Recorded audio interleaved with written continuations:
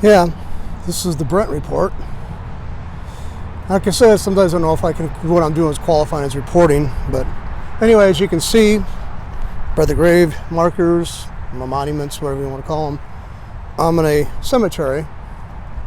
And first off, I guess a few months ago, I was looking online and something came about, and I looked up the distinction about graveyard and cemetery, and I guess the cemetery is a parcel of lands that are set aside for the burial of the dead, where a graveyard typically, in the original intention of the use of the word, meant basically a place to bury the dead that was connected to a place of worship.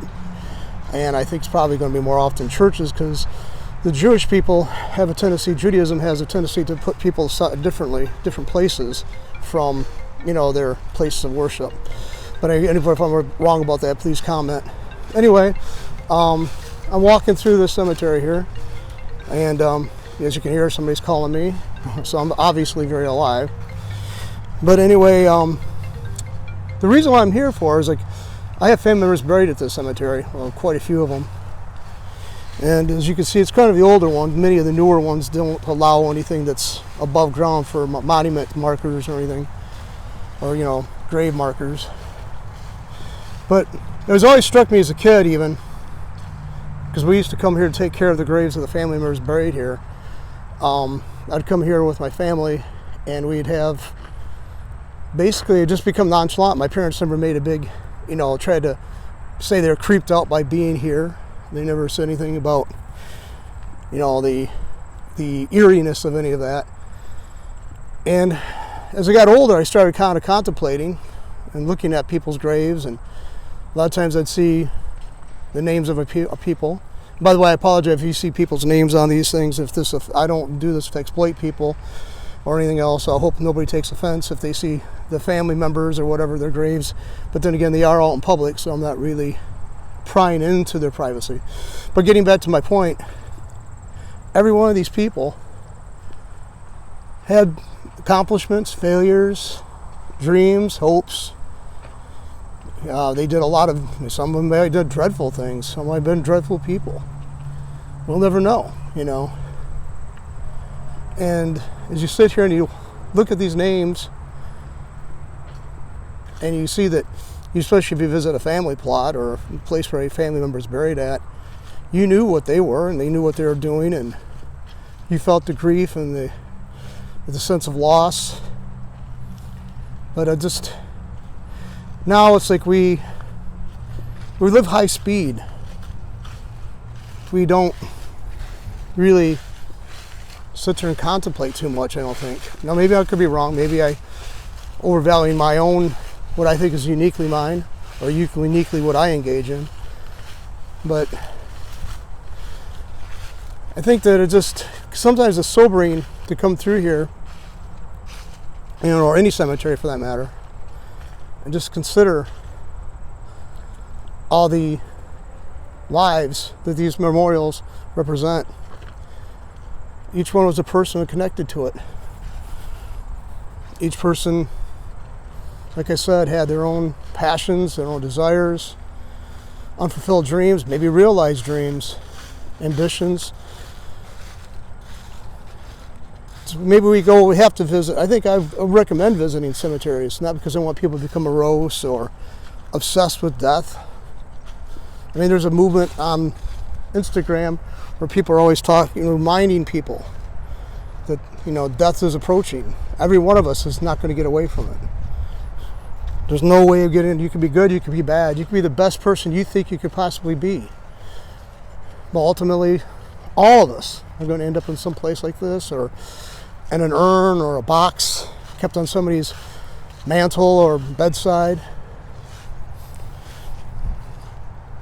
It's a sobering thought. I remember in the movie Patton, after he took, I think he was in Italy, anyways, like a place where all the armies prior and throughout history and antiquity had conquered and went through when they were conquering, going into Europe, using Italy as the base, the foothold. After he won that, he was talking to somebody, I can't remember exactly who he was talking to in the movie, but he said, remember the generals of Rome every time they had a victory, they rode around in triumph in a chariot, and they always had a slave in the chariot with them, whispering in their ear about the fleetingness of life and the futility of victories and triumphs, and how those will all go by the wayside. And every one of us, I think it's a good idea maybe to go visit cemeteries, graveyards. Maybe it's your ancestors, your relatives. Maybe it's people you don't know. But sit there and pause. Look at the names. Look at the dates they're born. Contemplate their contributions, perhaps. I don't think we all have to do contributions to still have value in life. Sometimes we are just placeholders. But be a very good one. We know a lot of us will never be written up in history books. We'll escape the annals of history. But we still have our own fights, our own battles, our own demons, I guess, in some people's. I think people overuse that term now, but we all have things that actually we have to address. And I don't think we should become panicked or cause anxiety, but I think that often our American pop cultures, we've become too cavalier, too casual to try to reassure everybody they're just fine as the way they are. I don't think that's the case. I look at the world and the situations going on, and I can definitely say that's not the case. Like I said, just look at the beauty of this place. I mean, I know some people think I'm morbid, but the trees are old. They suffered a lot of storms. A lot of us show the damage coming from them. And I think that's actually good symbolism for many of the people buried here. That they also weathered storms. And now their shattered forms, or the forms that were used up in life, are now interned here. I think that there's a hopefulness too, though, because all the people who are buried here probably have relatives still going on, maybe direct ancestors, descendants, maybe people they're just simply related to through marriage or through bloodlines. The dead are always with us.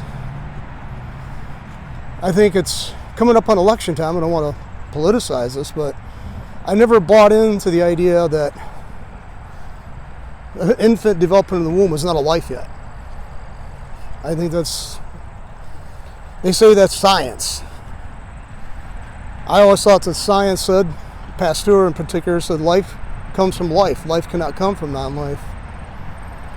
So I can't back a party whose attitude is life is rather dismissible, and have a cavalier way of treating it. Now, I'm not a vehement and rabid pro-lifer. I just don't simply buy into their arguments. And the pro-life people have to say that the pro-choice people, or read pro-abortion people, may have a point. That once you encourage people to have children or force them into that position, many of them are going to be dependent upon a system. And I think that's got to be addressed. I mean, I think that's a very valid point.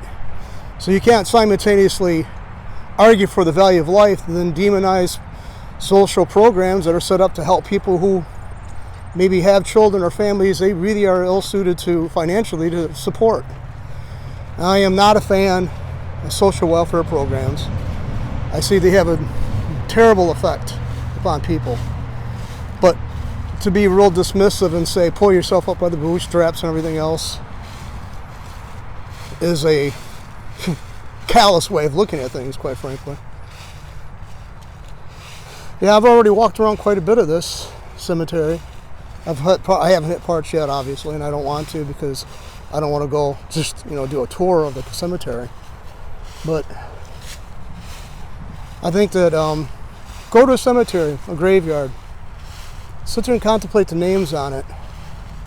And think about this, getting back to the point I just kind of diverted from. Think about this. Every one of these people that these headstones or these two markers represent, which mark their remains, we're all people and we're all zygotes and sperm and egg, and finally met. 9 months later, they were born. I don't see how that's, I don't know how that's excusable to say that it's like it's not a life, and that a ridiculous argument. I just don't buy into it. I mean, and I also don't, I just simply going back to what I also said, I can't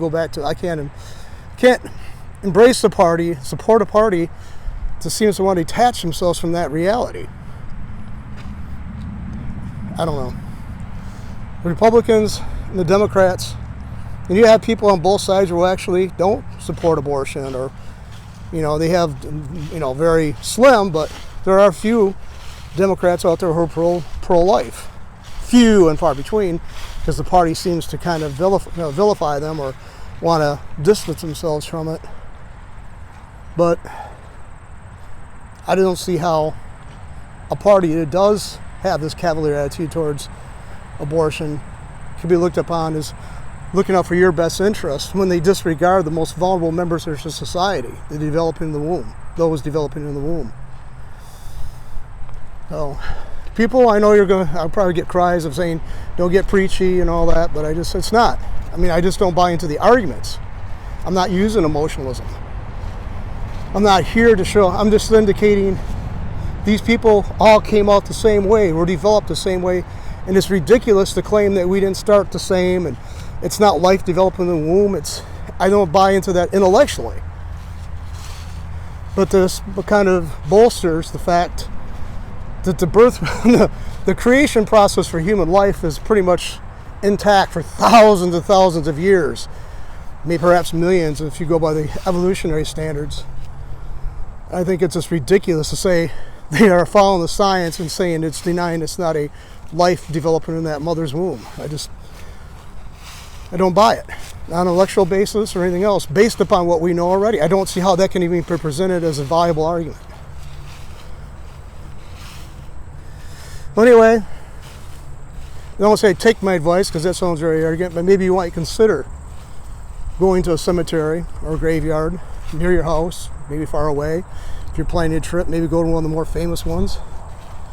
And if you're seeking out famous people, go see their graves, but then look around and see all the other people who are never mentioned in books, the average person. Because most of us probably have more in common with those people than we do those notaries who have their names carved upon a stone and everybody flocks to see the gravesite of. Think about that, though. Maybe I'd put that for consideration anyway. Because I think it's just very arrogant for me to say, would be very arrogant for me to say, do this, but I would suggest it's a good idea. I do it. Anyway, I hope you gotten some from this. As I talk, actually, a lot of times I see things developing I hadn't anticipated, so maybe that's good. Sometimes we have to talk out loud to ourselves to come across things that we really don't allow ourselves to discuss in private conversation. A lot of times we got to hear the absurdity coming out of our mouths to know that we are being absurd. Maybe sometimes we got to speak out something to ourselves in a outward fashion to reveal something that we might have been hiding from. Anyway, hope you gotten something out of this. I certainly have. I've gotten a nice walk anyway. Beautiful day in October. And hope we have more of these until leading up till that dreadful period called winter. Try to have a good one, okay?